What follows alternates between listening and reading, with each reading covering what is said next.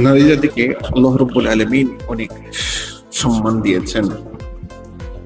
সেজন্য নারী জাতির বিষয়ে আল্লাহ রাসূল সাল্লাল্লাহু আলাইহি ওয়াসাল্লাম বলেছেন, মায়ের পায়ের নিচে সন্তানের বেহেশত। যে নারী এই দুনিয়াতে নেক আমল করবে ঈমানের সাথে, এই নেক আমলের বিনিময়ে আল্লাহ রাব্বুল আলামিন ওই নারীকে জান্নাতি হুরের চেয়েও সম্মানিত করবেন। আল্লাহ রাসূল সাল্লাল্লাহু আলাইহি ওয়াসাল্লামকে একজন সাহাবা জিজ্ঞেস করেছিলেন, ইয়া রাসূলুল্লাহ সাল্লাল্লাহু আলাইহি ওয়াসাল্লাম, আমার নিকট থেকে সবচেয়ে বেশি উত্তম আচরণ, উত্তম হকদার হওয়ার অধিকারী কে? নবীজি মুহাম্মদ সাল্লাল্লাহু আলাইহি ওয়াসাল্লাম বলেছেন, তোমার মা। এরপরে জৈনিক ওই সাহাবা আমার জিজ্ঞেস করলেন, ইয়া রাসূলুল্লাহ, এরপরে কি? রাসূল করিম সাল্লাল্লাহু আলাইহি ওয়াসাল্লাম বলছেন, তোমার মা। জৈনিক সাহাবী আবার জিজ্ঞেস করলেন, ইয়া রাসূলুল্লাহ, এরপর? আল্লাহ হাবিব সাল্লাল্লাহু আলাইহি ওয়াসাল্লাম বললেন, তোমার মা। এরপরে বাবার কথা উল্লেখ করেছেন। তাই মা বাবা অনেক মূল্যবান, অনেক দামি জিনিস। মা বাবাকে কেউ অবহেলা করবেন না।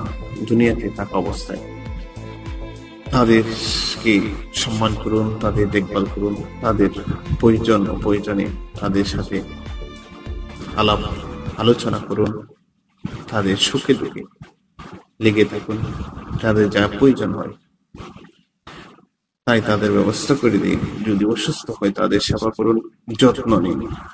আল্লাহ রাব্বুল আলামিন আপনাকে ফায়দা দেবে এবং জবাবদিহিতার ক্ষেত্রে এটা আপনার জন্য অনেক বড় ধরনের ওসিলা হবে, বড় ধরনের ফায়দা। তো বলতে চেয়েছিলাম, মায়ের যে সম্মান আল্লাহ রাব্বুল আলামিন দিয়েছেন,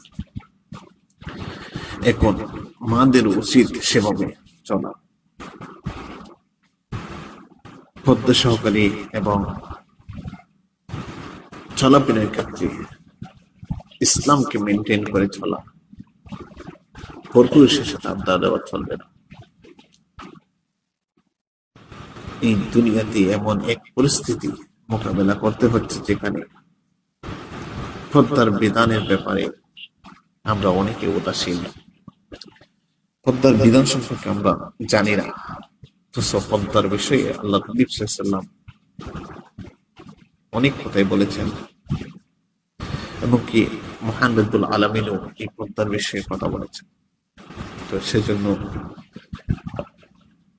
ঈমানের সাথে নেক আমল করুন এবং শরঈ রীতিনীতি যে বিধিবিধান রয়েছে সেই পর্দার হুকুম পালন করুন।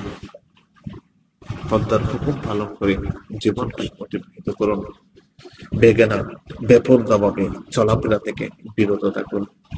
একদিন আপনাকেও আল্লাহ রাব্বুল আলামিনের সম্মুখে হতে হবে। এই পর্দার কারণে হয়তোবা আপনি অনেক লাঞ্ছিত হবেন, শাস্তির মুখে পড়তে হবে। সেজন্য পর্দা গ্রহণ করুন এবং নেক আমল এর মাধ্যমে জীবন পরিচালিত